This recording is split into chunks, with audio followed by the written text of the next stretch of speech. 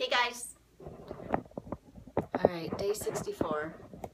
It says my internet connection's weak, so we'll see. Guys, it's day 64 and y'all are about to get preached to, okay? Because this chapter just speaks right to my heart. Now, today's day 64, as I already mentioned. Hey, Jennifer or George, will you guys let me know if you can hear me? It says my internet connection's weak, and I just want to make sure I'm not a blabbing fool. All right, so I'm jumping in. Just give me a thumbs up or something so I know you can hear me. Hey, Angie, can you let me know if you hear me? All right, so day 64 of 100.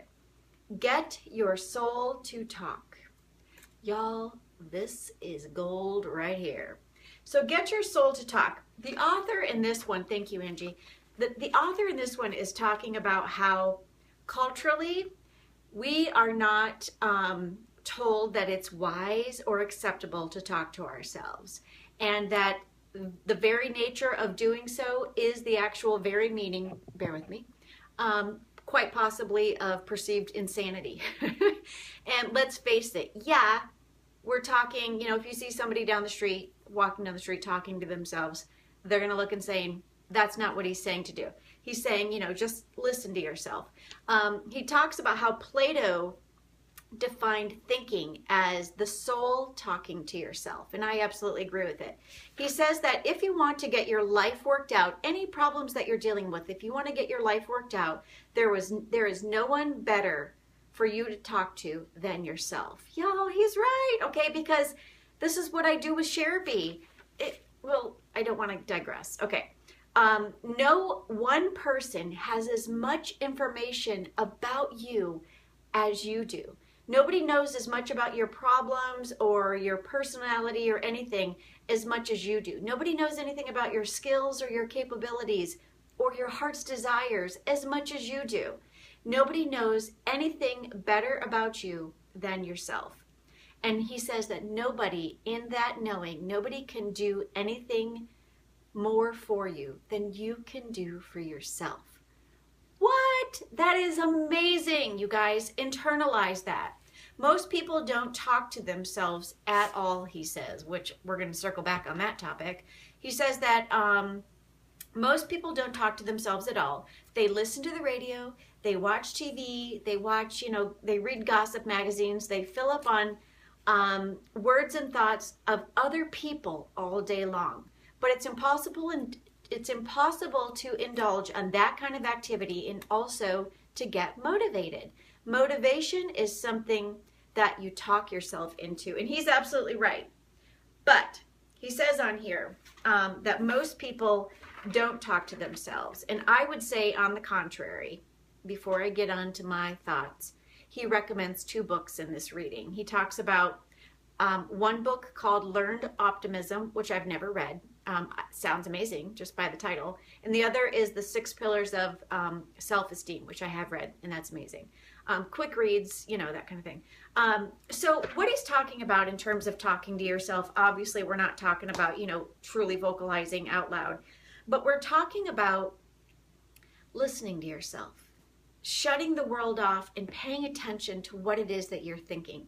It's just like Dorothy on The Wizard of Oz, or Glinda the Good Witch on The Wizard of Oz. You've had the answer all along. You're just not listening to yourself, okay? Turn the radio off while you're driving in the car, if you can, whatever. And listen to what you're thinking. Pay attention to your thoughts, because in addition to your concerns, you also receive downloads on your solutions. And I mean, there's so much power in that. And I meant to bring my journal to show you guys this, but for the women that I coach, I always advocate journaling, because in journaling, you can stop a thought. And I know that sounds really crazy, but the only way to make a thought stop is to write it down and to look at it. It stops. It's right there on paper. You can actually look at it. You can touch it. You can do all of this. This is therapy. As a life coach, what I teach women that you are your best therapist. It's your self-therapy. The fact that you're sitting down and listening to yourself. Most people do talk to themselves. They just don't listen to what they're saying. 9 times out of 10, if you would shut the rest of the world off for a few minutes, you could hear the darn wisdom that is coming out of your head. But you're not, because you're so consumed with the next thing, the next thing, the next thing, the next thing. The world is failing us, you guys.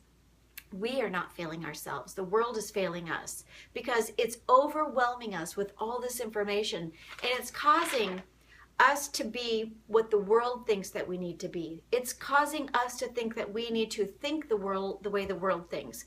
And it's causing us to think what is most appropriate for our lives based on the way the world tells us what's good for our lives. So I'd like you to just think about this. If praying is asking God for guidance, then when and how are you listening for that guidance, for his response? How are you doing it? You need to turn the world off for a while. Why is it that you think your best ideas and your best motivation and inspiration comes to you while you're taking a bath or you're in the shower? Because you can't take your phone in there with you. And if you have, you need to stop it. I mean, you can go to the bathroom and you can take your phone with you. It used to be that's where your best ideas came from, but let's face it.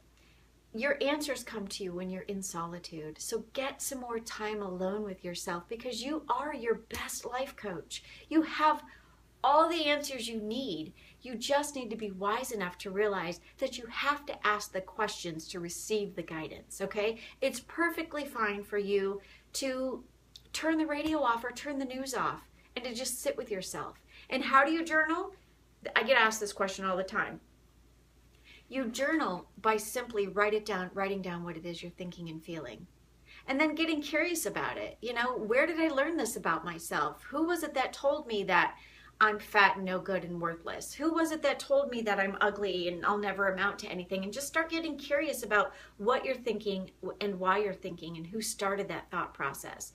And then don't focus so much, hey Tara, don't focus on so much on being the victim of that person, but start working on how you can be the victor of stepping out of what it is that you've been conditioned into thinking. So my challenge to you with day 64 here is to just start acknowledging the fact that you have all the answers. You can be your own best therapist, if you will. You just need to turn the world off and start listening to the divine wisdom that is trying to come through to you. Pay attention. You've got all the answers, just like Linda the Good Witch said. So there you go. I'll see you guys on day 65. Bye.